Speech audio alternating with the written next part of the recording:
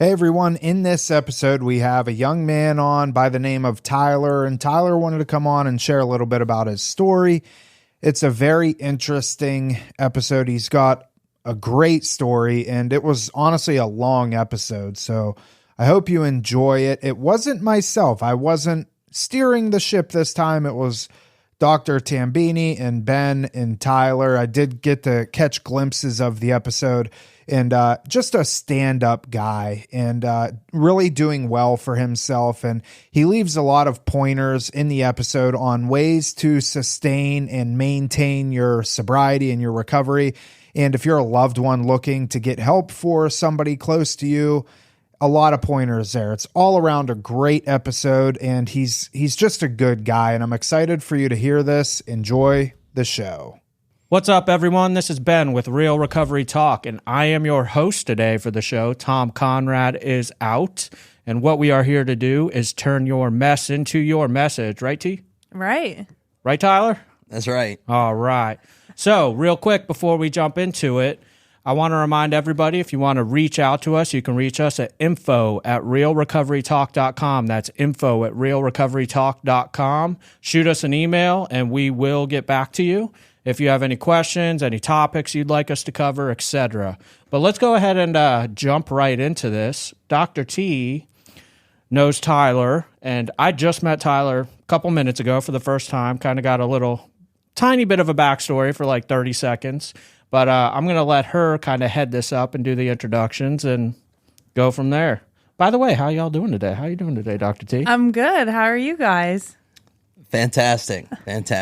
You excited? You ever done anything like this before? This is the first time in front of kind of podcasting gear and that kind of thing. But it doesn't feel too crazy. I kind of feel right at home. Right on. Yeah, I watched a YouTube Tyler sent me. How long ago was that? Oh gosh, that's been. I guess that'll be 2 years in September. But yeah, I was on the stage in front of. There were over 10,000 people out. So it's actually a music festival that benefits fighting the opiate addiction back home in Appalachia, where I'm from. And I got on stage there and kind of felt right at home in front of, over 10,000 people, which is weird, but wasn't too nervous. So yeah. So you're kind of an extrovert? Oh, yeah. Yeah. I like my time alone and at home, right?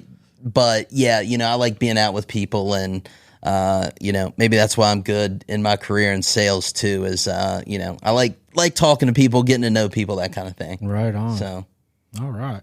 Well, let's jump into this. T, I'll let you take it. Okay. So I thought Tyler would be a great fit for us because Tyler's an awesome guy. He has a great story that I want him to share with everyone. He's been through a lot of trials and tribulations. We met a few years back, and I'll let him kind of divulge all that information as he likes. But Tyler, why don't you start us off? Start us with like your story and okay. What's worked for you, what hasn't worked for you, kind of to just share with the audience, loved ones and people struggling. Yeah, a little backlog where you grew up and when you started using. Yeah, kind of elevator version, if you will. Yeah, absolutely, absolutely. Yeah, I can get going, so you don't want me to get going too much. Let's see. Yeah, I'm from a little town around Blacksburg or Roanoke, Virginia, which is like in the mountains. Kind of a poor kind of area, right? I mentioned earlier, benefiting, the opiate epidemic in Appalachian. I was affected by that. I guess I started using, drinking and doing kind of light recreation drugs when I was probably, 14 or 15. I think that's why I remember, I got caught smoking weed by my parents, that kind of thing. But it, progressed. I went away for college. Kind of got out from underneath, my parents' watch, and that's when some of the other substances started getting mixed in, and whether it was how drug specific can I get? It's very specific. Okay, all right, I'll go on. Free, okay, yeah, I'm used to being in AA meetings and not getting too specific. So, Yeah, cocaine, opiates, benzos, everything. I always tell people my drug of choice is more, right? Like, it doesn't matter. It didn't matter what it was. I've tried it all, liked it all, done it all, so that's kind of where things got to. As far as like, my recovery journey, I went to treatment for the first time in 2014, left, thinking I just had a drug problem, but would continue to drink. And, that didn't work, obviously. How old were you? Your first treatment? So, yeah, good. Yeah. So that would be, I was 24 the first time I went into treatment. I'm 33 now. Okay. So that didn't hold, about a year and a half, 2 years later, I was 26. It was 2016. And that was when I first moved down here to Palm Beach County. And that was the like first taste of like actual real recovery that I had, halfway house, was doing, intensive outpatient therapy. And that's where I like got my first kind of, first taste of, a recovery, a 12-step recovery program, which back home, it was like, six guys smoking cigarettes, drinking bad coffee in a church basement. Mm-hmm. And I had to drive 45 minutes to get there. And there was only one a night, if that, right? So a lot different down here, a lot younger crowd, a lot more meetings, bigger, just a better thing. But it didn't hold, right? I had to learn the hard way and got going and moved back to South Carolina, went back out again, to do some more research, that kind of thing. And, had shoulder surgery, went through a bad breakup, all sorts of, different things kind of ended up happening. Right. And, what they told me and, the professionals told me and the people in, 12-step organizations is that, you'd pick up right where you left off and like, or worse. And it was way worse for me. It was like I had been using, the whole, 5 or 6 years, kind of in between, moving down here in 2016. Right. So just hopeless, lost, all the things. Right. And finally, found my way back and, spent a couple of months in treatment out in Orange County, California. Moved back here to go into sober living. And luckily through all that time, I had still held down my job. So luckily we have an office here. So I was able to come back here. And this was like the one place where I had found that recovery. And like, I knew the people in the program down here had to get back plugged in. And that's what I did. I think that's a good spot to segue to a couple questions I had. You said a lot there, and I like diving into this. I look at it like stacking evidence for the listeners because, me being an alcoholic and addict, like I want to hear other people's stories. And, you hear all the similarities, but the more people you hear it from and their experience and their version of it, there's a couple things that jumped out to me. Right in the beginning, you mentioned you went to treatment for the first time at 24, but you thought you could drink. What was that like for you? Because we get that a lot here, and I hear it all the time. Oh, opiates are my drug of choice, not alcohol. And what was your experience with that?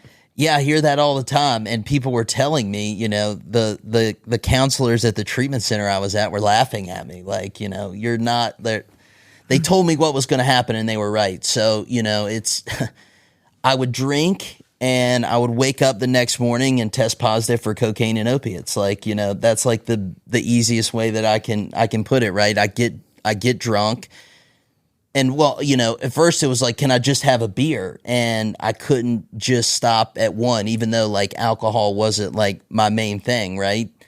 But yeah, it would just lead to all those other things. So, and it didn't matter. I tried just alcohol.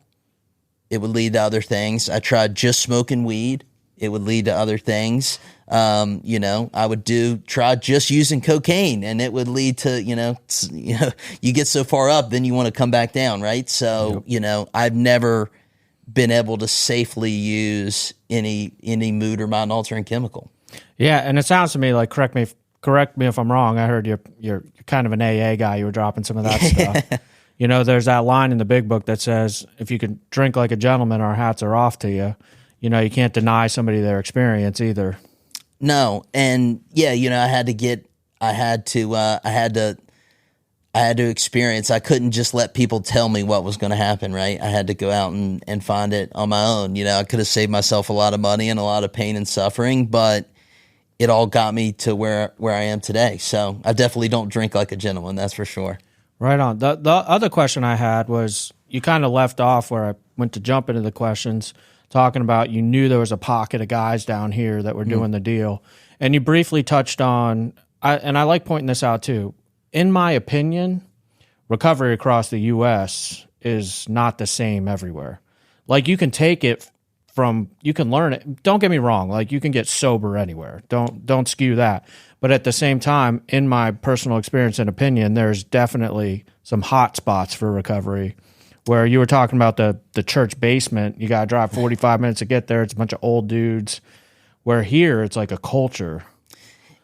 It is, and you know, I found it similar when I was out in Orange County, right, in California. It was similar there, but I jive more with it here too, right? Yeah, there's a lot of people here that are doing the deal, and they were, you know, successful people. I used to think that everyone getting sober was just, you know, in a bike gang or, you know, something different, right? Didn't look like I looked or acted like, or didn't have the life I wanted to have, but I found that down here, and that's what motivated me to come back, is because, yeah, I knew I wanted to do exactly what I saw those guys doing and get back into it. So I hope that kind of somewhat answers the question. Definitely. Again, I like stacking the evidence so people can hear it. Like, a guy like me has to literally hear it a million times and be like, maybe there's something to what they're saying, like the alcohol thing. Yeah, it's the same kind of thing. And I always counsel, you know, the guys that I work with and help down here to, like, don't rush home, right? You know, the first time I moved down here, I was looking to stay,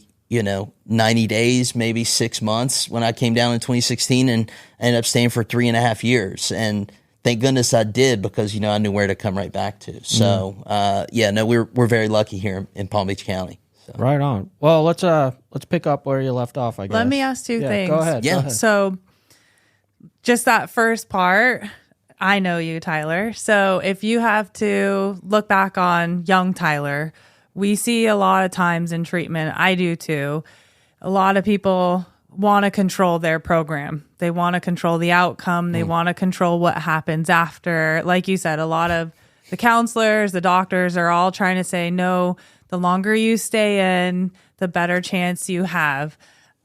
You know, how do you feel about that? How would you tell someone right now, like, because a lot of people struggle with that. They still want that control, right? They still want to be able to do what they want, and they still have these false beliefs.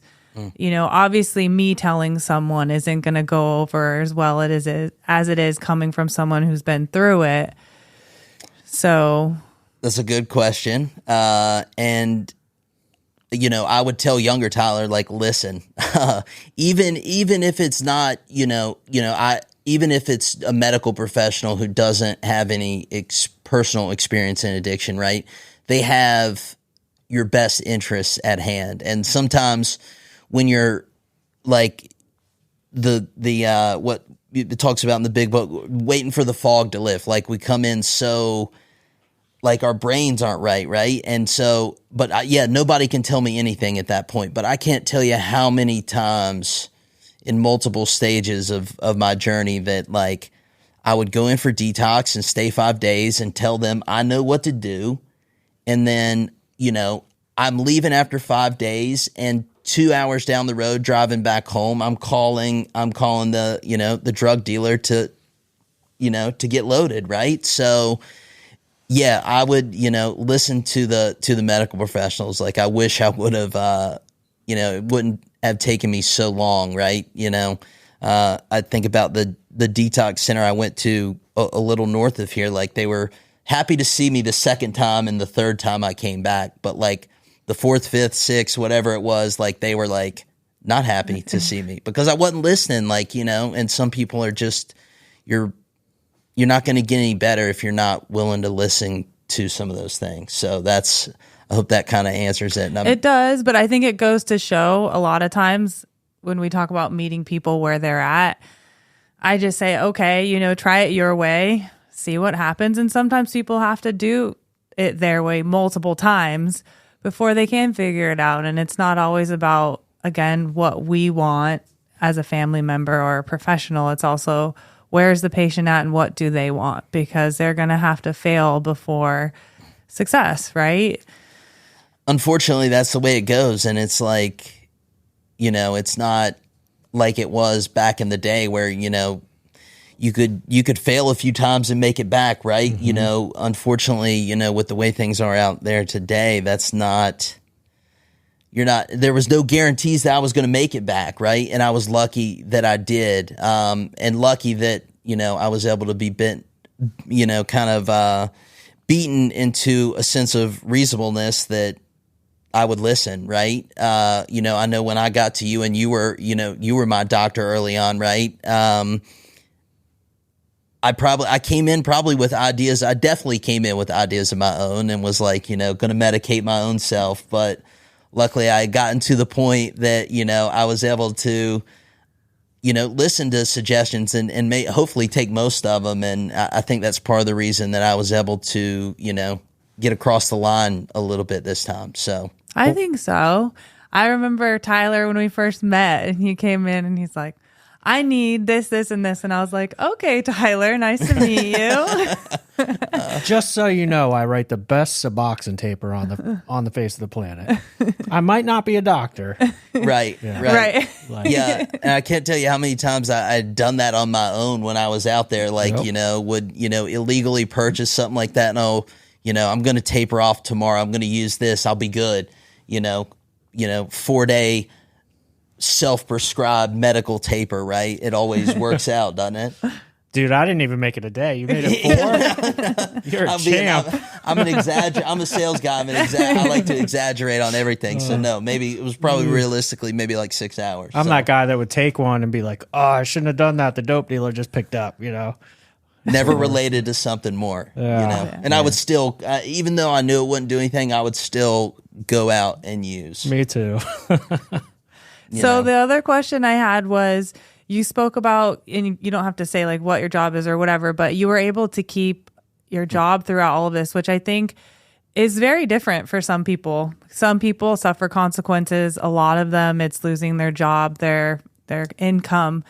So how special was that for you, and how did you navigate that? Because we do have a lot of people that come in and always ask about, short-term disability, FMLA.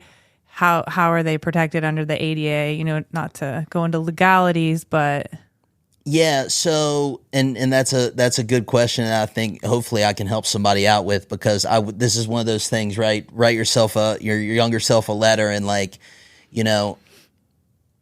one particular instance, I was trying to get sober again this last time, and came in and just thought that I'm a sales guy, like I just mentioned. I work in telecommunications. I've been with the company for almost 8 years, which is kind of a miracle, right? Right. Very blessed for that. But I would come in and think that, I work for a big company. We have, 2,400 employees, almost a $2 billion company. And I was so sick that I thought the company would stop going. It would start, they couldn't exist without me at work there handling things, right? Or my customers, like they would not survive without me there. So, or the other lie I would tell myself was, I have to be out to get paid, right? I can't pass on this money. I'm due for this big paycheck, this big commission check. Like, I gotta be there. And the medical professionals like you, whoever, therapists, they would say, no, stay. Like, you're going to be fine. We just got you approved for 90 days of FMLA. Like, we suggest that you take it all. Nope. Right back to work.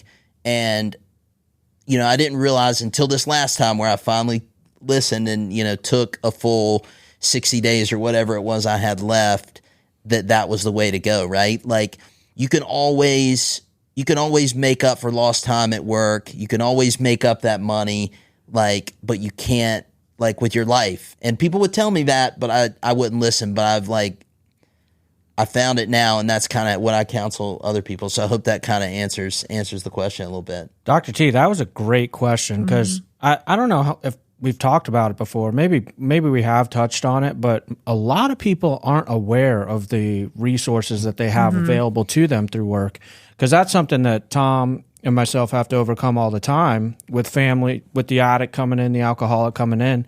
They're just not even aware that if they go to their employer and say, I have a drug and alcohol problem, they cannot be fired. There's federal laws protecting them.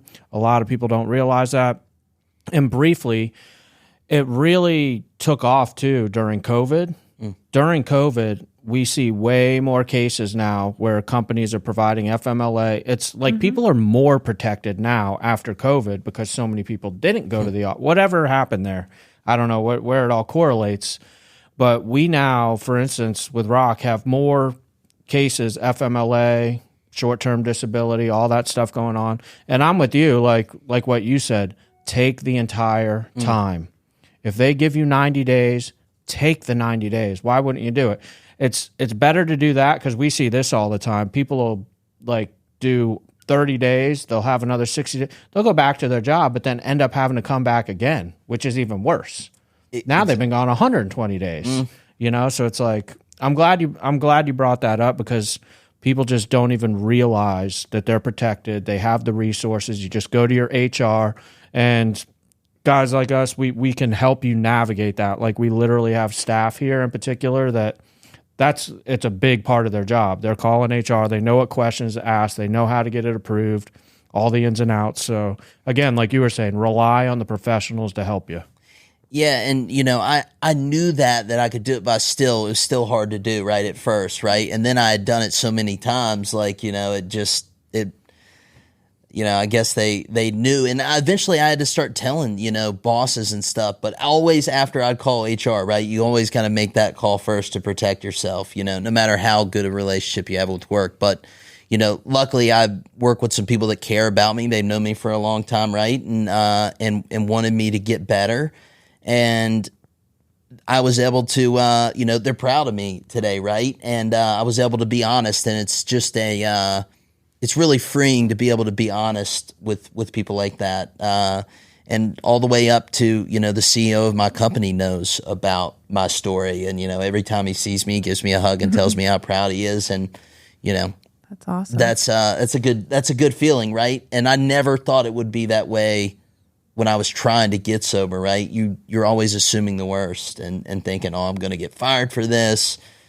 You know, it's always works out 9 times out of 10. It works out better than we ever could have imagined it. Well, even COOs have been affected by it, and CEOs, like either they have a family member or they've been through it themselves. Like, there's not too many people on the face of the planet that can't say, I relate to that, Tyler, you know? That's the truth. So it definitely does not discriminate, right? Yeah.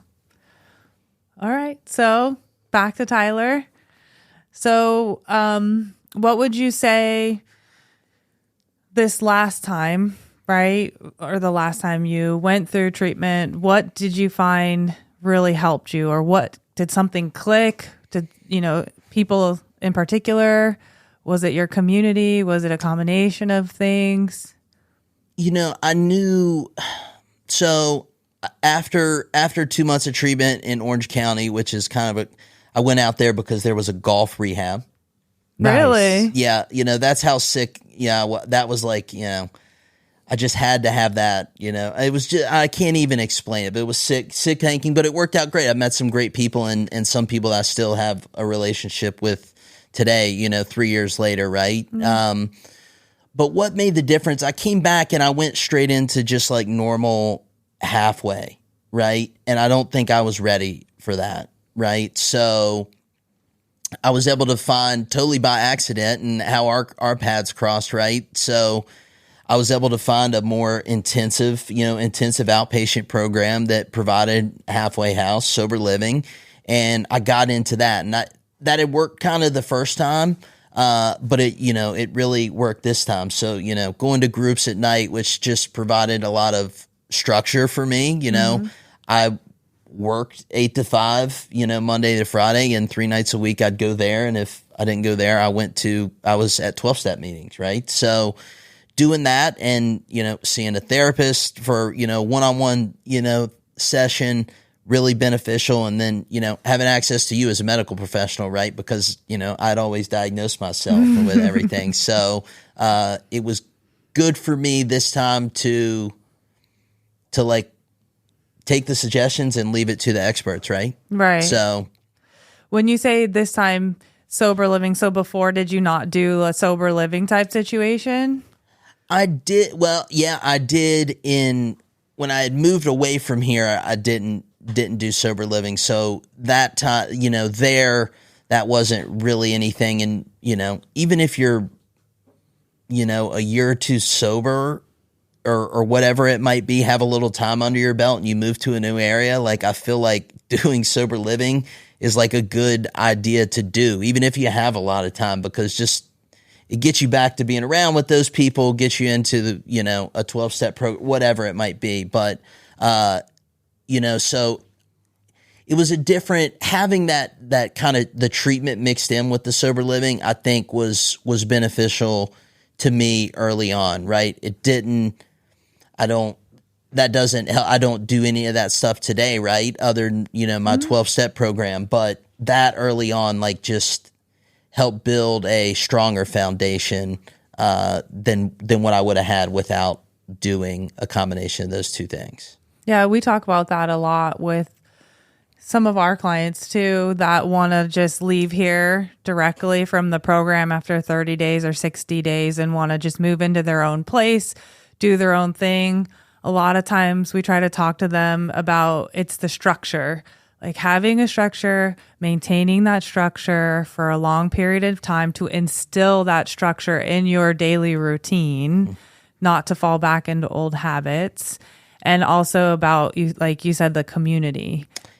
It's that, and I joke around. There's one of my favorite one of my home groups here locally where I go on Friday night. We take questions from the audience, right? And every 2 weeks, you can always guarantee somebody's going to write a question about, should I go to halfway after treatment, or when should I leave halfway? And I always like answering that one because I've got some experience, but like I miss it in some ways. Like, the problems I had to face moving out of there were like real life problems. When you're living in sober living, right, you're paying $200 a week or maybe less, right? And you've always got people around to talk to, bounce ideas off of, go to meetings, go to dinner, lunch, whatever it might be. And like, I moved out and, rent is definitely not $800 a month, right? All inclusive kind of thing, right? Yeah, especially here in this area, right? Like it is, and that created a stressful time for me outside of it. So, I miss those days, there's certain things I don't miss, right? Don't miss the peanut butter getting stolen or something like that. But that's a small problem, like, and it was well worth it. Like, anybody who's questioning that, like, go try it out. Give yourself, 90 days, 6 months. And then if you want to move, consult with professionals or a sponsor, somebody like that, and then move out. But it's a must for me. I always tell people, and I just brought this up in one of our groups last week, but like IOP and sober living is your opportunity to build a sober support community outside of treatment. Like if you're not utilizing your time to do that, going from like Dr. T was saying, doing 30 days in like a residential or a PHP, going straight into an apartment, chances are, if you're brand new at this, you haven't gotten the opportunity or taken the time and put the energy and effort into building a community, you're going to find yourself isolated real quick. And I think a lot of people, like I tell our clients here, don't let just the clients and the staff here be your sober support community. Because I'll ask them, I'll be like, how many supports do you have that aren't related to rock? And a lot of them sit back and they're like, well, none or one. And I'm like, dude, you're in trouble, man. Because the treatment, like the IOP in particular, it's an opportunity to start practicing building that community. And you have this one that's literally been given to you just by signing up for the treatment. It's like, here's a free community, but now you got to start building your own that can continue on long term. Yeah, and for me, what I found beneficial, right, is I'm kind of old school with, yeah, I've already mentioned AA and stuff, right? Like, when I got back into the program this time, I wanted to listen as much as possible. I didn't want to go in there spouting off about my problems or, how I think you should stay sober, because I didn't know anything about staying sober. That's why I was back in, right? So IOP gave me the chance to come in and complain about my roommate stealing my peanut butter or that he snores, right? It gave me a chance to come in and complain about what was going on at work or the issues I was having in early sobriety. So that was like the big thing for me, is it gave me a place to come and share and talk about my problems, and also to help other people that were, going through similar problems or something that I had been through before. Yeah, that's a really good point. Get to complain about all the other stuff. You can't necessarily do that in a meeting. Yeah. And it was just listening and trying to, for me, if I'm thinking about what I'm going to say, I'm not listening. So if I just know I'm going to come in there and not say anything, I'm just focused on active listening, and that you just might hear something that might save your life in there. So that really worked for me this time, and in previous experiences too. So tell us about if you're comfortable with it, but how about your family? So like your parents, or how that dynamic went initially, how it transpired towards the end with them. Yeah, there's some great. I really put my parents through it, and my brother, for that matter. And then eventually when I started in 2014, first treatment center, my brother, he was just a freshman or sophomore in college, right? Eventually it got to the point where he's married, and that's affecting his relationship with his wife, right? So things were not always great, but I'm very lucky and blessed. I've always had a, very supportive family, right? And I started to get better more when they started to understand, because they don't know when, they don't know what they don't know, right? And luckily my parents were, so willing to help that they went to Al-Anon and did programs, worked a program of their own. So, and while I was still out there, that kind of sucked because they stopped enabling me, right? And Dun, dun, dun. Exactly. Worst day of my life. I joke Right? about that all the time at our family weekend. Worst day of my life is the day that my mom went to Al-Anon and dragged my dad with her. Dunsky. Yeah, it was done. And for me, I look back to, and it was before they had really gotten into Al-Anon, but in 2016, I had just, after that first treatment, we didn't have a basement, but I was basically living in the basement, right? Living in the back, doing nothing, unemployable, stealing, just a terrible person. And after in January 2016 was the first time I made the decision to go to treatment, right? And they told me I couldn't come home. So that step is what got me down here to Palm Beach County in the first place and changed things. So it had been rocky, I remember when I was in Charleston, right before I got sober this time, I kind of went off the grid a little bit. My phone was off, and my dad drove 5 hours down from Virginia to check on me. They knew something wasn't right. I just had shoulder surgery, back on pain meds there, and then like I mentioned earlier on, it doesn't stop there with me. I can't responsibly use that stuff. So, it got to where it got, and, he drove me 7-8 hours down from Charleston down to here to go to detox, right? It was not a great trip down, but they never quit on me. And today my relationship with them is just, it's great. I text for the last 8.5 years now, I text my dad good morning, and then I love him every morning. And that's a great way to start the day. I call my dad every Friday. I call my mom every Monday or Tuesday. We talk on the phone, and I'm present. I never used to be present. I was not there at family gatherings, or I was in the bathroom, or maybe I was laying in bed sick, so it's good. And for me, I never realized how much it affected my brother. And realizing that, this time around and how much it had affected him. And like, I knew how much sleep I was costing my mom, but I didn't realize how much sleep I was causing my brother. And to know that, and, you know, he's actually coming down this weekend, so clearly things are doing pretty good. And, you know, I'm a part of he has, my niece is about to turn 2, and they've got another one coming in June. And like, I'm a part of their life. So like, yeah, family stuff is great. But it hadn't always been that way. And like, it didn't get better overnight, right? But it got better over time as they saw more and more of me day in and day out, you know, kind of doing the right things.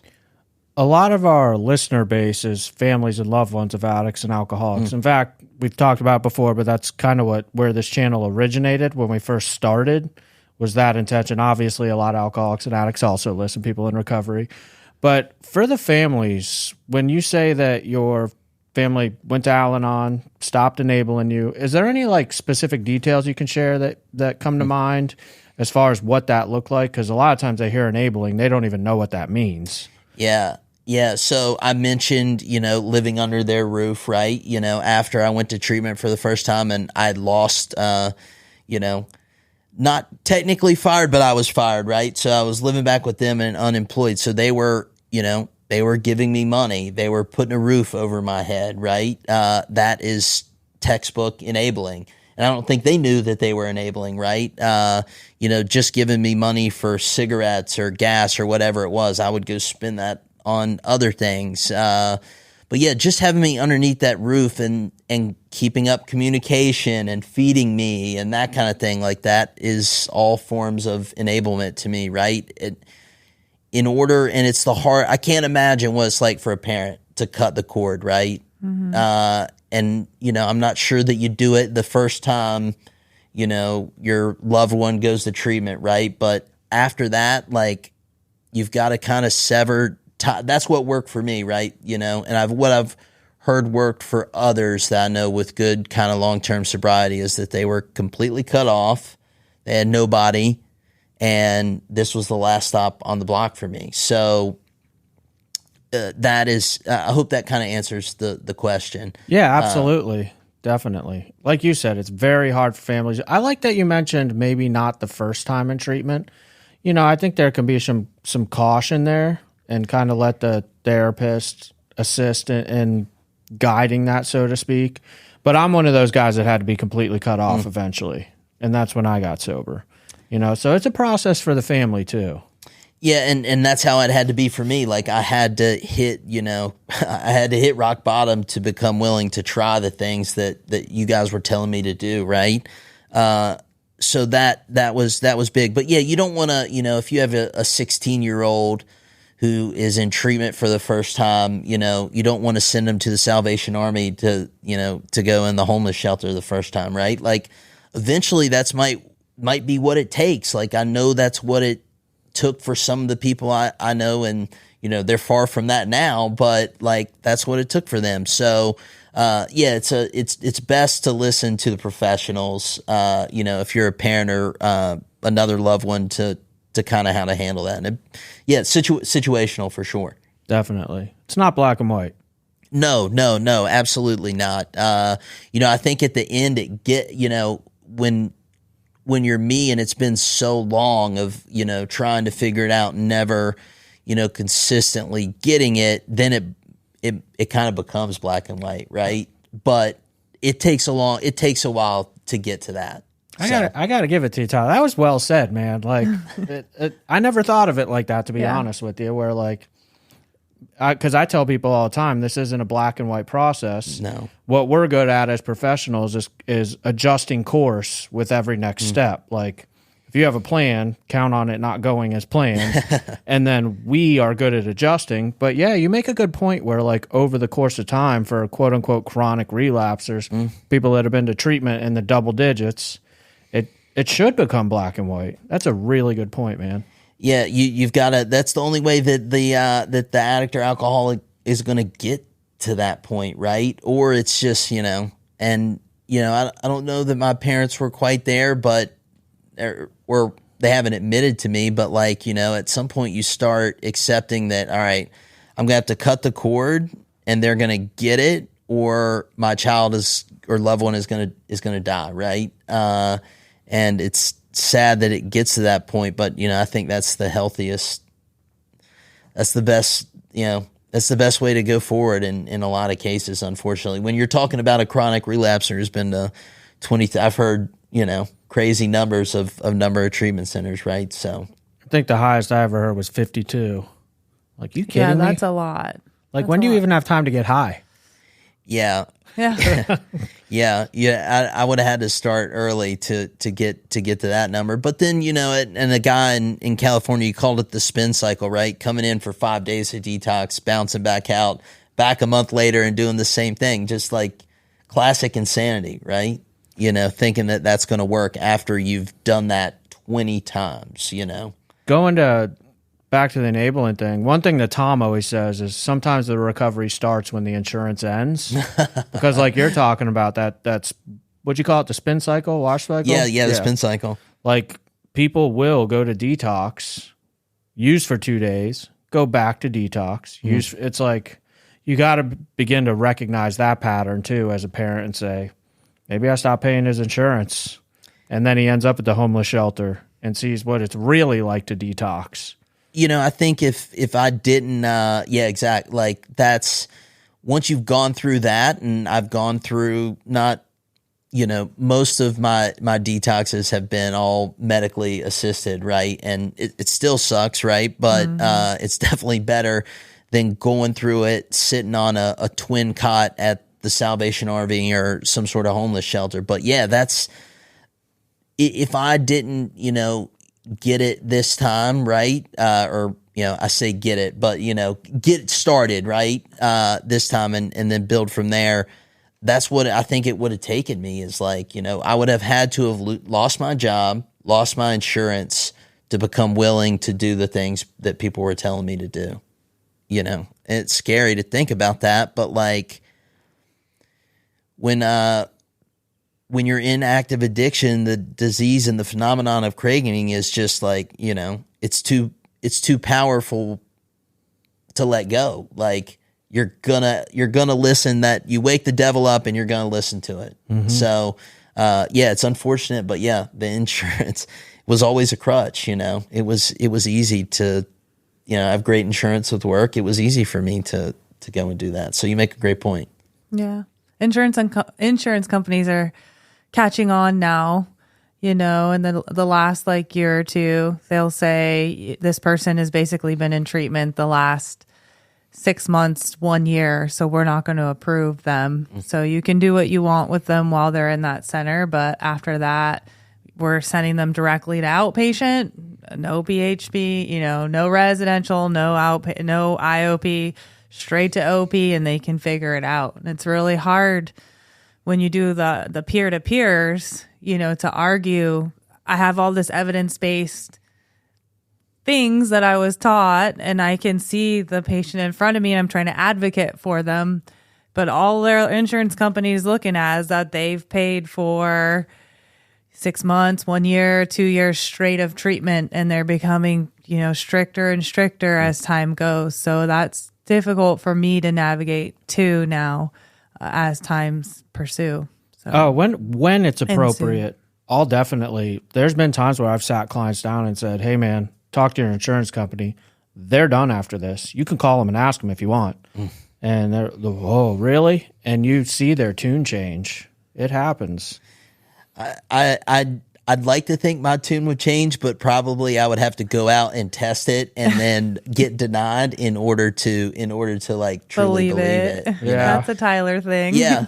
Well, I think it's an alcoholic thing, right? Or maybe just the real bad alcoholics like me. You got to find out on your own, or just even when I'm wrong, I'm right kind of thing. So yeah, I'm glad that it didn't get to that point, but I felt like there this time leading up to, getting sober, I had to have been getting pretty expensive for my insurance company. Right. So, thank goodness I was able to hang on to that and get through this time. So, and get the medical help that I needed. Yeah. You have any other questions, Dr. T?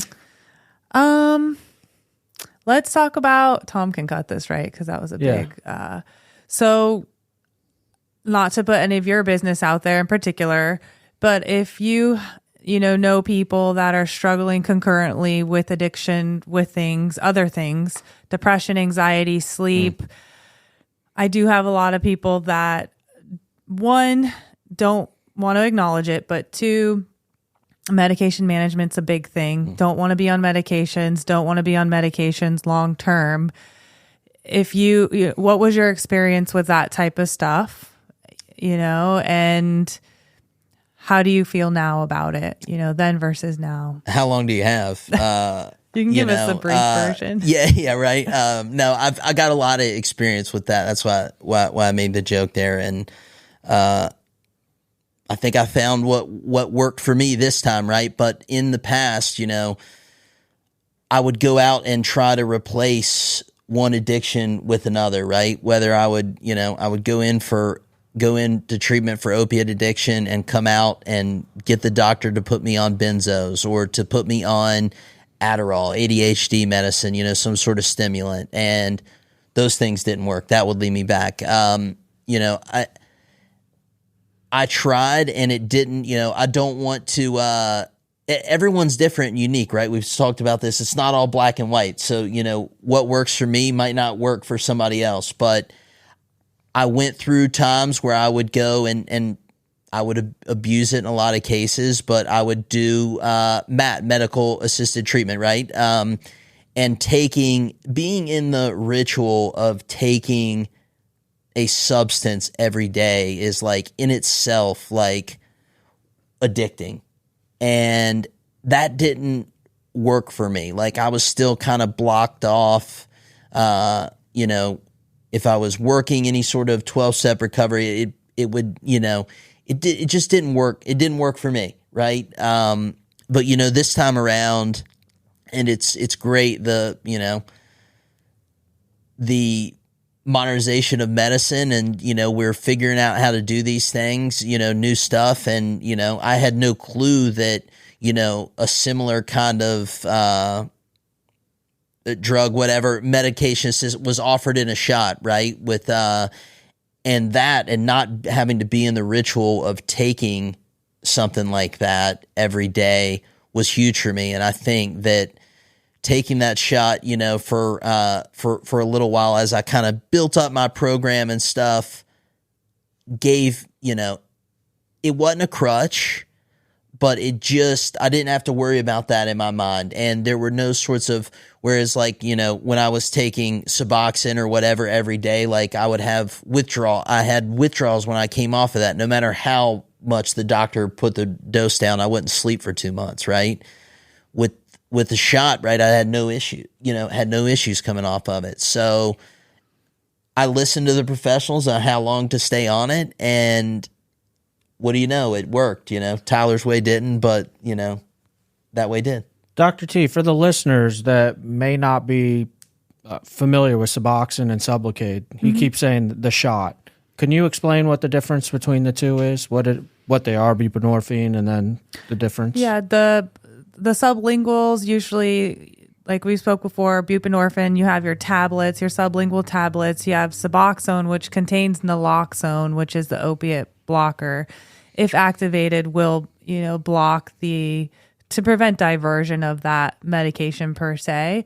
Comes in strip form, tablet form. As Tyler said, you can become married to it, though. You have to take it every day. It's kind of harm reduction is what, I'm taught, and it helps prevent cravings, but there's a lot of pros to it. It keeps people sober. It helps them work a program. There's a lot of pros, but there's also a lot of cons that come along with it, because eventually some people do want to come off of it, and they do experience withdrawal symptoms, mood lability, anxiety, sleep issues. So you have to know what you're getting into if you decide you're going that route. I am in no way opposed to it. I think it's an individualized decision between myself and the person that I'm with, and where they're at in their recovery and their life. And if they're understand what comes along with it and want to do it, then I'm totally in support of them with that. But now, like Tyler said, with the modernization of medicine, there's a lot of good data on the Sublocade shot. It's buprenorphine in a shot form, and you do one shot once a month, and it takes away from having to take the sublingual medicine every day. It removes that structure, that routine. If you want to go out of town for 2 weeks, you don't have to worry about coming back to see the doctor, to go to the pharmacy to get your medication. It removes, some of the cons of being on the sublingual form. And I've had personally, obviously not in treating patients, success where people do it for 3 months or 6 months, and then they're just like, hey, I'm good. I just want to take it as we go and just kind of see.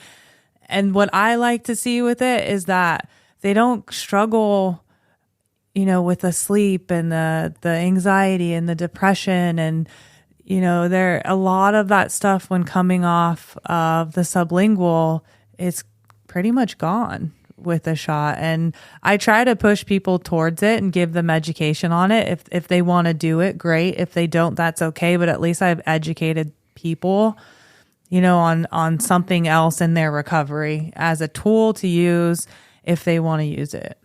Tyler, somebody that you said you took Sublocade, was it more even keel as opposed to? I'm assuming from what you were saying early in your story, you also took the tablets or the sublingual films. Yes, sir. Was it more of a slow release, more constant, I guess is the word I would. So I mentioned the phrase mood and mind altering chemicals earlier, right? Mm-hmm. To me, I felt when I was taking the tablets, I know it's the same medicine, right? But I think, I'm sure there's some scientific data that Doc could put us up on that can explain how it's, but I felt that when I was taking tablets and things like that and the sublingual films, whatever it might have been. But on the shot, I didn't feel any of that stuff, right? There was no buzz or anything like that. It was just kind of I didn't feel any of that stuff. So the difference, on the, like she mentioned, I didn't deal with any sort of withdrawal symptoms after. I asked, when am I going to start feeling bad, right? And it never happened. It's really great. And yeah, I don't know if I totally answered the question there, but yeah, hopefully I answered a little bit. No, you definitely tied some good stuff in there because, when I got clean and sober, there was no Sublocade shot. And I have history. I mentioned to you before we started podcasting. I've done Suboxone. Back when I started, they were the tablets. Mm-hmm. And then I think they were just getting into the films about the time I got sober. But the methadone also, there at one point when I first started, when Suboxone first came out, the doctor that I went to had me on 2 8-milligram tablets in the morning and 1 in the evening. So it was like this constant, in the morning, I was like, yes, 16 milligrams, let's go. And then the nighttime one was like, all right, I get to sleep good. But there was definitely an up down. There was a buzz. Back then they were the tablets, so I was crushing them and snorting them. And, they're lime flavor, not orange. There's flavors? I was according to the pamphlet. I should have gotten into that when you asked the question the first time. Is that was a big thing for me. If I had it there, I was gonna abuse. If I have the ability to abuse something when I am 30, 60, 90 days sober, maybe even 6 months sober, depending upon where I am with my recovery program, right? I'm gonna abuse it. And that's what I would do. I'd have a bad day. Oh, let me take an extra one tonight, and that's what I do. And I would crush it and snort it as well, right? I don't even know if it works when you do that, but it sure gave me that ritual thing that, we were talking about earlier. So, and there were also times the first time I would sell it, That's common. I can't imagine how common that, or trade it, and just get what I wanted. So and it might work for some people. I know it does work for some people, and harm reduction's a great thing when we're battling fentanyl, right? Just to keep somebody alive is That's a good thing. Yeah, I wanted to touch. I'm glad you brought up rituals too, because I don't have personal experience with Sublocade. It didn't exist yet, but I do like the fact that with that, it does eliminate the ritual. 1 shot a month, because for me, being an IV drug user, like just the needle in itself, I was obsessed with. Like if I didn't have dope or something, I would literally shoot up water I was well hydrated, I guess. Yeah. And that's about it. But like just the obsession to use the needle in itself was like its own addiction. And when I was on the methadone program, I don't know that I've ever shared this, but I'm master manipulator. I got them to give me a federal exemption. They usually do take homes with the methadone clinic. But in the beginning, for like the first 6 months, you got to go like every day. I'm like, Right. I got with this therapist that wrote me a note saying I had hardships. I couldn't make it there every day. So they were giving me take homes right off the bat. And I'm like sucking it right out the bottle, putting it in my arm. And at the time, that was 12 shots in my arm a day of methadone. So I'm not even doing the methadone properly. On top of that, the heroin I was using, I'm putting a needle in my arm at least 15 to 20 times a day off of the state was paying for my methadone. So that was free. But just breaking the ritual in itself, whether you smoke crack or meth or whatever, meth addicts that smoke are addicted to seeing the cloud, like there's just so much that goes with it. And it sounds to me like the Sublocade shot gives you, at least you can like work on, hey, let's step away from the ritual. You're like that mental part, so to speak. It's taking care of the physical for you, but the mental part, you're able to like do one little step at a time. There's so much ritual to drug addiction. Even running to the hood and eliminating that. I love going in the hood, even to today. Give me an opportunity to go to the hood just to drive through. I'm like, all right. Yeah, my little brother is not is not an addict or an alcoholic, but he loves going into ever since we were kids, he just loved going. And still does to this day. Gets giddy when we do that. But yeah, I had tons of rituals. It was. I don't know why I would do this, but I would like smoke underneath and in my bed at night underneath the covers, like, smoke cocaine. And like, that was like something that was like cool to me and like that I missed doing. So I would, at 6 months sober, I would pull the covers over my head and vape, but when going back to the Sublocade shot, right, for the needle, like it goes in your back hip or your stomach, the stomach fat. Yeah. Right. So it hurt. It kind of hurts a little bit. But yeah, not having to worry about doing that stuff over and over and becoming married to a new ritual of, crushing up Suboxone or just taking it sublingually every morning, because you get to, at least for me, right, when I was taking that stuff, I would, even though I should not be physically withdrawing from something, I would feel like I was, because of the like mental obsession, right? Because I didn't take it right at 8 a.m. At 10 a.m., I'm like, oh my God, I'm freaking out, wondering when I'm going to get the next one, right? And when am I going to get to take the dose? And it's just, you don't have to worry about that with the shot. And it's just, yeah, everything about it was just, it was a great experience. I'm glad that exists. And, if it's somebody's first time, you don't know, listen to the medical professionals. I'm not going to give any sort of medical advice. Let me preface this next question. I'm just going to throw it out there. Selfishly, I want to smash the stigma. You mentioned 12-step work and Suboxone, Sublocade. For you, if you're sponsoring somebody and they say that they're on Suboxone or Sublocade, what do you do? Do you take them through the work or no? So, yeah, I mean, yeah, I would. So, now I would have that, like, I'm very big, and yeah, I mentioned AA and 12-step work. And I want to preface by saying this too, that I don't, if I had just taken the Sublocade and that had been my program, none of this works. I'm not here today, still sober. Like I'm a firm believer in that for me. I had to do 12-step work because the substances weren't my problem. They were just a symptom of my problem, because Tyler didn't feel good enough and had to take something. But yes, I would still take someone from through the work. And we in Alcoholics Anonymous or Narcotics Anonymous, whatever your flavor is, right?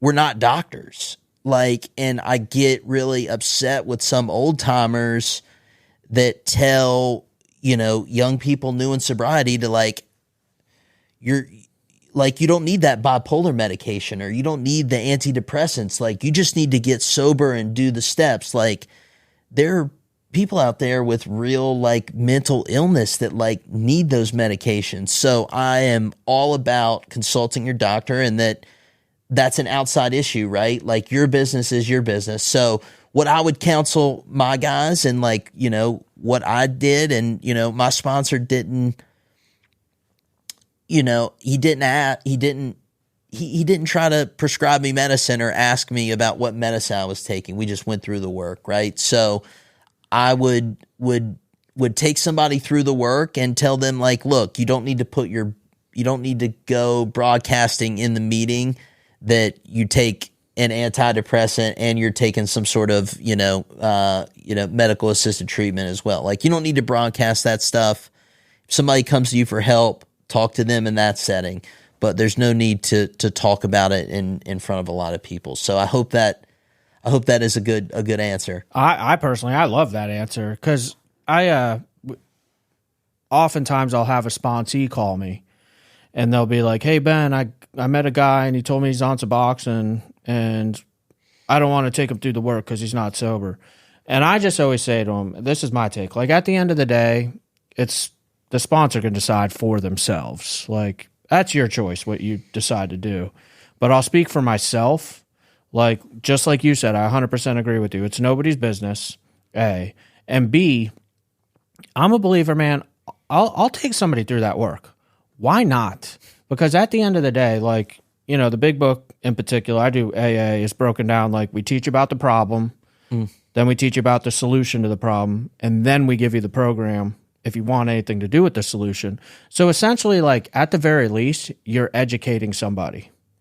And I've had situations where there's two in particular that come to mind that were very good outcome. They stayed sober, or got sober as a result. One guy was on methadone and we started the work. The other guy was on Suboxone and we started the work. And about midway through, they're like, you know what? I think I want to get off this. These 12 steps are making me feel some sort of way. Mm-hmm. Being in the meetings is making me feel some sort of way. Like, maybe I can do this without. And I truly believe if it wasn't my personal take on hey man, let's show you what this is about. If you're showing up, I'm all about it. Why keep that solution from somebody on my personal judgment? You know what I mean? No, and the times have changed, and right, fentanyl has changed. Mm-hmm. I think has changed. It's brilliant the way the AA program was written so long ago and is still applicable today. And how, I just read through the doctor's opinion with a sponsee last night, and how that still fits, today's problems is crazy to me. But they didn't have fentanyl back then, right? So people weren't dying when they went back out to try and control drinking like they do now. So I think we have to in the program, and I can't speak for AA or anything like that, but I think as a group and as a society, we have to become a little more willing to accept these things, because remain teachable, right? And I think that's a part of remaining teachable, is becoming open to these things. If somebody wants to do the work. I'll do the work with them, because at minimum, it's going to keep me sober, because that's how I stay sober, is by helping somebody else. This guy's brilliant. Thank you for bringing him on. I told you, I love Tyler.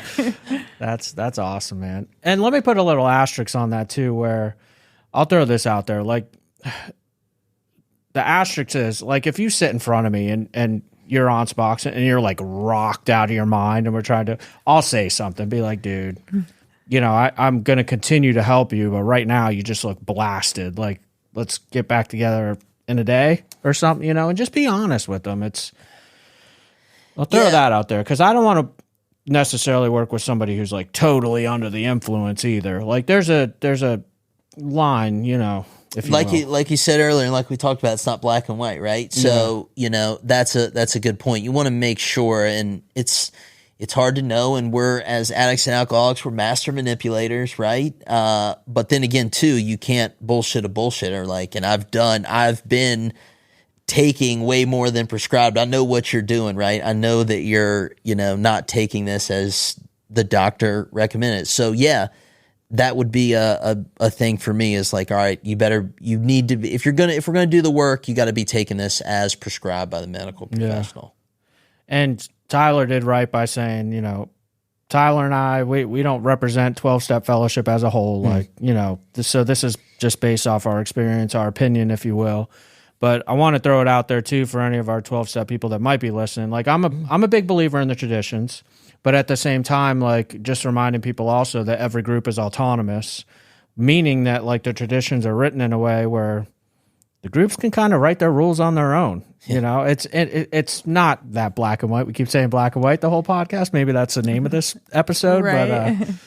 But just throwing that part out there too, real quick. So there's no monopoly on this thing, and no, and in other parts of the country, like, I think in other parts of the country, it's like well, I'm just using AA as an example, right? Because it's kind of where I found my home and my solution, but where I think they already are becoming more forward thinking on these types of medication treatments, and able to, be more inclusive. And so I think it's just a matter of time before it becomes more and more, mainstream. And I don't want to get that confused with any other sorts of substances that might be legal or anything like that, because I said I had tried it all, right? I tried kava and kratom and stuff like that. That stuff didn't work for me, trying some sort of treatment like that. So yeah, I think each group will kind of figure it out on its own, and we'll,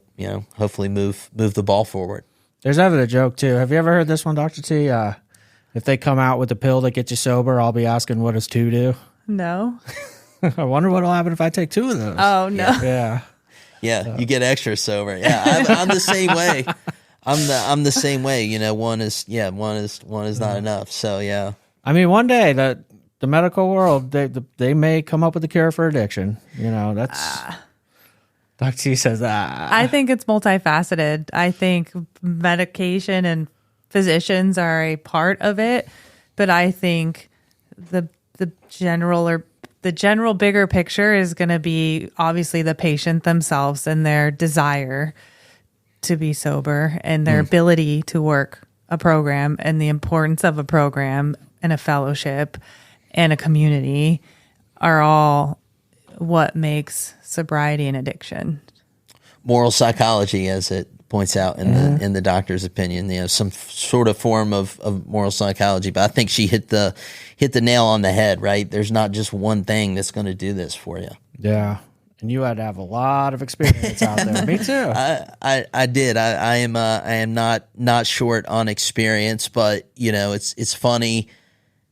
I would live with so much regret and stuff about those experiences, and now I'm grateful because the experiences I've had, all of them, and trying things my own way is like, it's my greatest asset, because I can tell, somebody who's, just like 24-year-old me wandering in for the first time, that like, look, dude, I tried it that way. It only got worse. Like, you don't listen to me. You don't need to try it. And more than likely he might go out and try it. Definitely. Right? Definitely. But it's kind of like sales, where it's a numbers game, right? The more people I tell that, eventually a couple are going to listen, and they're not going to go through the same pain and suffering I had to go through to get where I'm at today. Oftentimes I'll tell parents, I'll tell them straight up when they've like lost hope because they don't like the way things are going. I'll say, look, I only did 2 things right for a long time. I didn't die, and I kept coming back. And I did that for years. And eventually one day something clicked, Yeah. You hit the nail on the head. So, yeah. And I don't think there's any, I have no clue why I'm still around, right? I should be dead. I had one time where I came close, and it was right. I was on my way into detox, and I was down here actually, and overdosed while they were trying to give me a COVID test. It was the only time I've overdosed, and I don't know why, but somebody's got a plan for me out there, and I've what I think at least is the right path is to help other people, right? That's become my thing. That's why I liked, like we talked about, I got on stage in front of 10,000 people. Like ever since I did that, I've, become addicted to helping people, especially people, back home in Appalachia too. That's a special thing, but. Right on. Service work. Yeah. Yep. Y'all have anything else at all? No, I think we covered a lot of good stuff. Really did. I appreciate having you on, Tyler. No, thanks for having me. Any time that I can, lend a hand, whether it's to somebody struggling or somebody that has loved ones struggling, because people know I'm sober, people reach out, family, friends, they reach out. So like, it's tough with, we talked about some of the traditions and things, and anonymity, and it's a tough line to walk sometimes because you want to help people, and sometimes you've got to like get yourself out there in kind of a discreet way so that people know where to go for help, right? Yeah, definitely. So that they can get help from professionals like you guys. So Awesome. Well, thank you for coming out. Thanks for having me. Dr. T, pleasure as always. Yes. So Thanks, Doc. Thanks, Tyler. Thank you for tuning into Real Recovery Talk. Tom, quit smiling over there. He's laughing. Don't cut this part out either. He's so critical. Grumpy Tom over there. He's editing away. He's Grumpy Tom today. But with that being said, don't forget, if you'd like to reach out to us, you can reach us at info@realrecoverytalk.com. Also, don't forget to join our support group, Real Recovery Talk Support Group on Facebook. And you can find us on YouTube, Apple Podcasts, Spotify, all the major podcast apps, if you will. We would love it if you would like and subscribe. And I think I hit it all this time because I forgot it all in the beginning. Tom, you're going to have to come back next episode. So if no one told you I love you today, we do. Peace.